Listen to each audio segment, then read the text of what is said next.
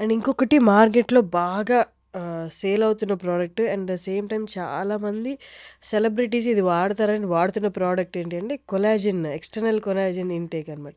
అది through tablets ద్వారా గానీ, ఇంజెక్షన్స్ ద్వారా గానీ కొలాజిన్ తీసుకుంటే మన స్కిన్ ఎలాస్టిసిటీ బావుంటది. ఏజింగ్ అనేది ఫాస్ట్‌గా అవ్వదు అని. సో, మీరు చెప్పండి ఈస్ దట్ కరెక్ట్? కొలాజిన్ చాలా ఇంపార్టెంట్ అండి. అది మన నెయిల్స్‌లో ఉంటుంది, స్కిన్‌లో ఉంటుంది, జాయింట్స్‌లో ఉంటుంది. హ్మ్. అది న్యాచురల్‌గా తగ్గిపోతూ ఉంటుంది మనం ఏజ్ పెరుగుతూ ఉంటే. అవును. ఏజ్ పెరుగుతున్నప్పుడు అది తగ్గిపోతది కాబట్టి యాడ్ చేసుకోవడం వల్ల మన skin health, hair health, joint health బావుంటది. అయితే కొలాజిన్‌లో వేరే వేరే రకాలుంటాయి. పౌడర్స్ ఉంటాయి, హ్మ్. టాబ్లెట్స్ ఉంటాయి. దానిలో మళ్ళీ పెప్టైడ్స్ అని ఉంటాయి. పెప్టైడ్స్ అంటే చిన్న చిన్న మాలిక్యూల్స్ బాడీలోకి బాగా వెళ్తాయి, సెల్స్‌లోకి బాగా వెళ్తాయి. కొలాజిన్ పెప్టైడ్స్ మంచివి. హ్మ్.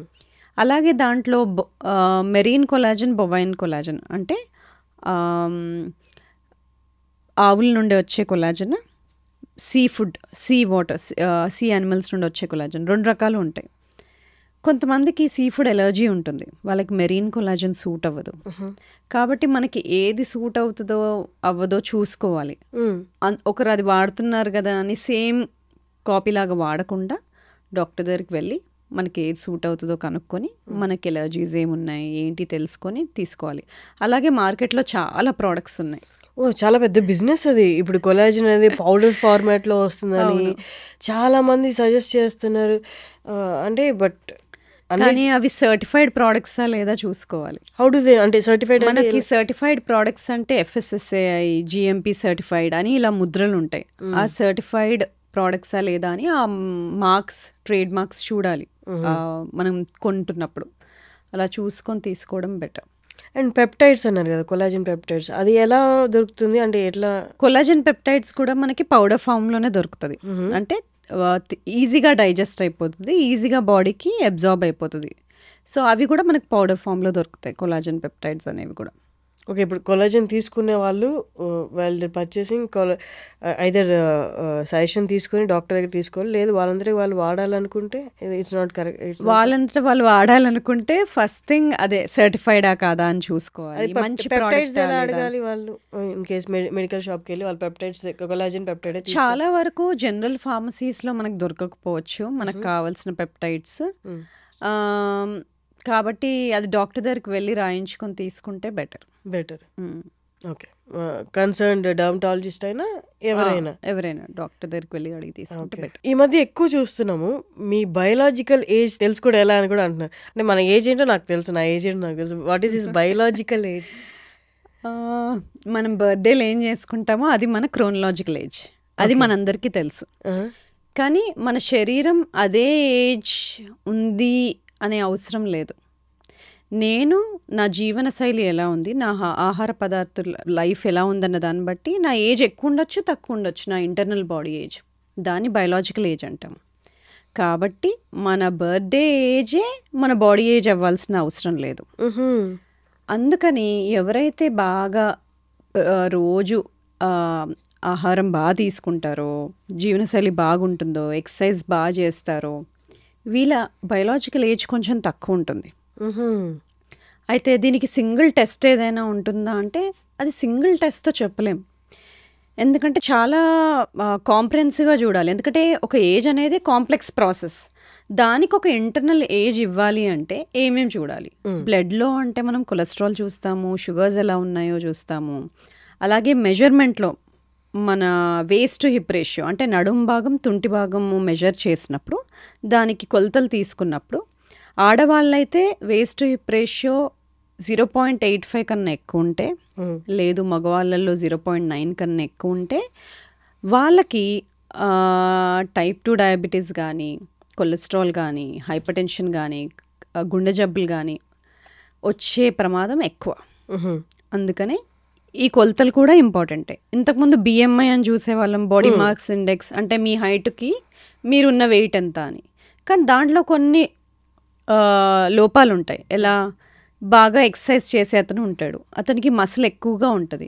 మీరు బిఎంఐ చూస్తే ఎక్కువగా ఉంటుంది, అంటే కొవ్వు ఎక్కువ ఉన్నట్టు కాదు కదా. అందుకని మనకు కరెక్ట్గా తెలవాల్సింది బాడీ కాంపోజిషన్ అనాలిసిస్. అంటే బాడీలో కండరాలు ఎన్ని ఉన్నాయి, కొవ్వు ఎంత ఉంది, ఎముకల క్వాలిటీ ఎలా ఉంది, బోన్, ఫ్యాట్, మసిల్ రేషియో, ఇది ముఖ్యమైనది బిఎంఐ కన్నా. సో ఇవి తెలియాలి. బ్లడ్ మార్కర్స్ ఇంతకుముందు చెప్పాము.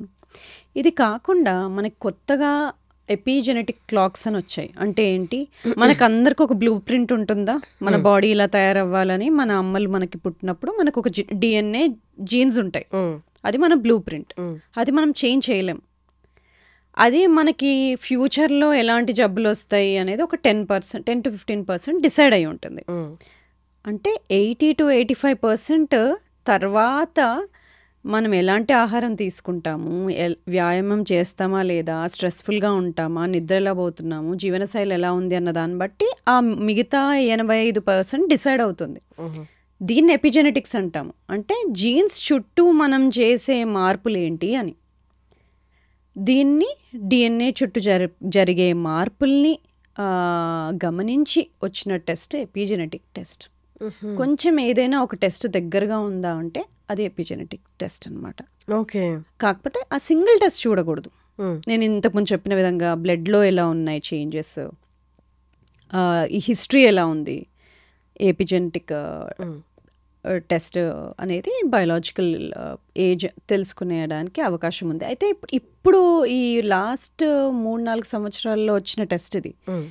ఫ్యూచర్లో మనకి ఇంకా కొత్త టెస్ట్లు వస్తాయి, కానీ బేసిక్స్ మనం మర్చిపోకూడదు. బేసిక్స్ ఏంటి, నడుం భాగం తుంటి భాగం రేషియో అని చెప్పాను, మన మసిల్ బోన్ ఫ్యాట్ రేషియో అని చెప్తున్నాము, అంటే బాడీ ఫ్యాట్ పర్సంటేజ్ ఎంత ఉంది, బ్లడ్లో ఈ లిపిడ్ ప్రొఫైల్స్ కానీ, బ్లడ్ షుగర్స్ కానీ, విటమిన్ ప్రొఫైల్స్ కానీ, హోమోసిస్టిన్, లైపోప్రోటీన్ ఇవన్నీ ఎలా ఉన్నాయి, ఇవన్నీ బేసిక్స్. వీటితో పాటు ఆ డిఎన్ఏ చుట్టూ జరిగే మార్పులు, ఇవన్నీ మనం తెలుసుకుంటాం. ఓకే, బయోలాజికల్ ఏజ్ ఏంటి తెలుసుకున్నాం, ఇలా ఉంది. ఇప్పుడు నెక్స్ట్ ఏంటి, ఏజ్ తగ్గించుకోవచ్చా, నెక్స్ట్ ఏంటి, ఎలా తగ్గించుకోవచ్చు, తగ్గిస్తే ఎలా తగ్గించాలి. ఫస్ట్ వ్యాయామం చేస్తున్నారా లేదా, అస్సలు చేయని వ్యక్తి అయితే మొదలు పెట్టాలి. ఎలా, వారానికి కనీసం 150 నిమిషాలు మోడరేట్ ఎక్సర్సైజ్, అంటే బ్రిస్క్ వాకింగ్ కానీ, యోగా కానీ, స్విమ్మింగ్ కానీ, ఏరోబిక్స్ కానీ ఇలాంటివి. లేదంటే 75 నిమిషాలు ఫాస్ట్ హై ఇంటెన్సిటీ ఎక్సర్సైజ్, అంటే ఫాస్ట్ బైకింగ్, హైకింగ్ ఇలాంటివి. కానీ ఇవి చేస్తే సరిపోతుందా, లేదు. మనము వృద్ధాప్యం వచ్చినాక, ఓల్డ్ ఏజ్ వచ్చినాక ఆరోగ్యంగా ఉండాలంటే ఆ ఏజ్ ఎంటర్ అయ్యేటప్పుడు, 50 ఎంటర్ అయ్యేటప్పుడు మన మసిల్ కండరాలు బాగుండాలి. అప్పటికీ కండరాలు తక్కువగా ఉన్నాయంటే మీకు డెఫినెట్గా ఈ జబ్బులు తొందరగా వచ్చేస్తాయి. ఇవి 4: డయాబెటీస్, హైపర్ టెన్షన్, కార్డియాక్ జబ్బు, క్యాన్సర్లు, స్ట్రోకు, ఇవి. అయితే ఎందుకంటే 40 తర్వాత 40 సంవత్సరాలు ఒకసారి దాటామంటే ప్రతి సంవత్సరానికి 1% మజిల్ పోతుంది. కానీ దాంతో వచ్చే ప్రాబ్లం ఏంటి, మజిల్ పోతూ ఉంటే మనం తినే ఫుడ్ ఎనర్జీగా మారకుండా కొవ్వుగా మార్చి వెయిట్ పుట్ ఆన్ అవుతాం. మెల్లగా ఇన్సులిన్ రెసిస్టెన్స్లోకి వెళ్తుంది. అంటే మెటబాలిక్ ఫ్లెక్సిబిలిటీ తగ్గిపోతుంది, మెటబాలిక్ హెల్త్ అప్పటి నుండి డిస్టర్బ్ అవుతుంది. అదేంటంటే నేను 40 వరకు బాగానే ఉండదని 40 తర్వాత అన్ని మార్పులు చూస్తున్నా అంటారు కదా, ఇది ఇన్సులిన్ రెసిస్టెన్స్ అనేది మొదలవుతుంది. దీన్ని తగ్గించుకోవడానికి మనం స్ట్రెంగ్త్ ట్రైనింగ్, రెసిస్టెన్స్ ట్రైనింగ్ చేసుకున్నప్పుడు ఈ కండరాలు కోల్పోయే కెపాసిటీని తగ్గిస్తాం. మజిల్ లాస్ తగ్గుతుంది. మజిల్ లాస్ తగ్గినప్పుడు మెటబాలిజం బాగుంటుంది, అంటే మనం జబ్బుల్ని దూరంగా నెట్టుతున్నట్టేగా. సో అది కాకుండా ఫుడ్లో ఏం మార్పులు చేసుకోవాలి. మొదటిగా ఎవరైనా రిఫైన్డ్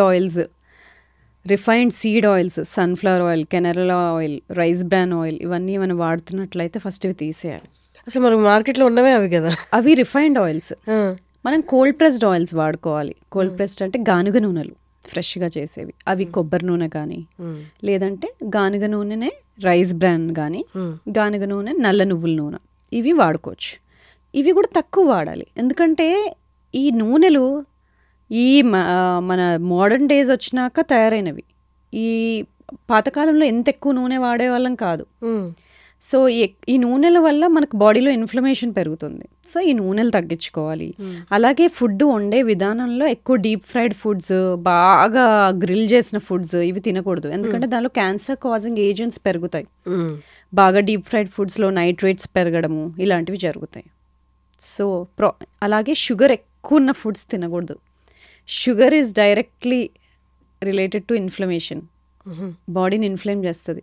సో షుగర్ తగ్గించుకోవాలి, డీప్ ఫ్రైడ్ ఫుడ్స్ తగ్గించుకోవాలి, అంటే బాగా ప్రాసెస్ చేసి పీచు పదార్థం తీసేసిన ఫుడ్స్, పిండి పదార్థాలు తక్కువ చేసి ఇప్పుడు గోధుమ పిండి బదులు ఫుల్ గోధుమలు వాడటం కానీ ఇలాంటివి.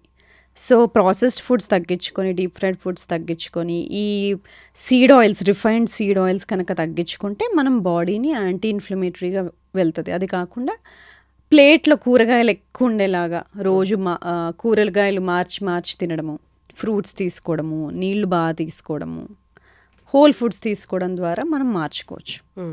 ఇదే కాకుండా తినే పద్ధతిలో కూడా కొంచెం మార్పులు చేసుకోవాలి. ఫస్ట్ మనం కూరగాయలతో మొదలు పెట్టాము అనుకోండి తినడం, అది ఆల్రెడీ స్వెల్ అయిపోతుంది పొట్టలో. తర్వాత వచ్చే ఫుడ్ని స్లోగా అబ్జార్బ్ చేసుకుంటుంది. అదే తినడం అన్నంతో మొదలు పెట్టామనుకోండి ఎక్కువ తినేస్తాం. ఎందుకు? ఆ స్విచ్ ఆన్ అవ్వదు, కడుపు నిండింది అనే స్విచ్ తొందరగా ఆన్ అవ్వదు. అదే మనము కూరగాయలు ఫస్ట్ తిని దానిలో ఫైబర్, పీచు పదార్థం ఎక్కువగా ఉంటుంది, నెక్స్ట్ వచ్చే ఫుడ్ని తక్కువ తీసుకుంటుంది. తర్వాత ప్రోటీన్ ఉన్న ఫుడ్ అంటే పప్పులు, చికెన్ ఇలాంటివి తీసుకున్నప్పుడు కడుపు నిండింది అనే ఒక హార్మోన్ ఉంటుంది, పెప్టైడ్ వైవై అంటాం, అది యాక్టివేట్ అవుతుంది. నీకు నిండింది, ఇంకా తక్కువ తినొచ్చు అని. నెక్స్ట్ ఫ్యాట్స్, నెయ్యి వేసుకుంటాం కదా, నెయ్యి కానీ కొబ్బరి నూనె కానీ ఇలాంటివి ఏమైనా కొబ్బరి వేసి చేసుకున్నప్పుడు, లేకపోతే ఆలివ్స్ కానీ ఇలాంటివి తిన్నప్పుడు కూడా కడుపు నిండుతుంది. దాని తర్వాత మనము అన్నము అవి తీసుకోవచ్చు. దాంతో ఇలాంటి ఒక శైలిలో తింటే కూడా మార్పులు చాలా జరుగుతాయి. ఓకే. సో ఇలా ఫుడ్ది. స్లీప్ కనీసం 6 నుండి 8 గంటల వరకు రోజు సేమ్ టైం పడుకొని లేసేటట్టుగా ప్లాన్ చేయాలి. బాడీకి కూడా ఒక అలారం ఉంటుంది, బాడీకి కూడా ఒక క్లాక్ ఉంటుంది. ఇవాళేమో 8ంటికి పడుకొని రేపు 12ంటికి పడుకొని మళ్ళీ ఎల్లుండ 10ంటికి పడుకొని బాడీకి ఒక టైం సింక్ లేకుండా ఉండకూడదు. ప్రతిరోజు ఒక నియర్లీ సేమ్ టైంకి పడుకోవడం ఇంపార్టెంట్. ఇది కాకుండా స్ట్రెస్ డైరెక్ట్గా అన్ని జబ్బులకి కారణమే. స్ట్రెస్ కొంచెం ఇంపార్టెంటే. ఇప్పుడు నేను పాడ్కాస్ట్ ఉంది, స్ట్రెస్ఫుల్గా ఉంటాను, దానివల్ల బాగా చేస్తాను, అది ఓకే. టెస్ట్ ఉంది, కొంచెం స్ట్రెస్ఫుల్గా ఎక్కువ చదువుతాను, బాగా రాస్తాను, తర్వాత ఓకే. తర్వాత ఆగిపోవాలి, స్ట్రెస్ కంటిన్యూ అవ్వద్దు. నేను ఇంటికి వెళ్ళినాక కూడా ఇంకా స్ట్రెస్ఫుల్గా ఉండకూడదు. స్ట్రెస్ వచ్చినప్పుడు బాడీలో కార్టిజోల్ అనే హార్మోన్ రిలీజ్ అవుతుంది, దానివల్ల షుగర్ పెరుగుతుంది, కొంచెం హార్ట్ రేట్ పెరుగుతుంది, దానివల్ల మనం టాస్క్ని బాగా కంప్లీట్ చేస్తాం. కానీ బాడీకి కొన్నిసార్లు రాంగ్ స్ట్రెస్సెస్ ఇచ్చినప్పుడు, అంటే ఇప్పుడు ఫోన్లో మెసేజ్ వస్తుందేమో, నెక్స్ట్ ఇంట్లో ఏం చేస్తున్నారు, ఇలా అన్నెసెసరీ స్ట్రెస్సెస్ ఎక్కువగా తీసుకుంటున్నప్పుడు ఆ కార్టిజాల్ అనేది ఆఫ్ అవ్వదు. అది ఆఫ్ అవ్వాల్సిన టైంకి ఆఫ్ అవ్వకపోతే అన్నెసెసరీగా హార్మోనల్ బ్యాలెన్సెస్ స్టార్ట్ అవుతాయి, బాడీ ఇన్ఫ్లేమ్డ్ అయిపోతుంది, అప్పుడు హార్మోనల్ చేంజెస్ జరుగుతాయి, వెయిట్ పుట్ ఆన్ అవ్వడము, ఇవన్నీ లాంగ్ టర్మ్ చాలా కాలం స్ట్రెస్ఫుల్గా ఉన్నప్పుడు.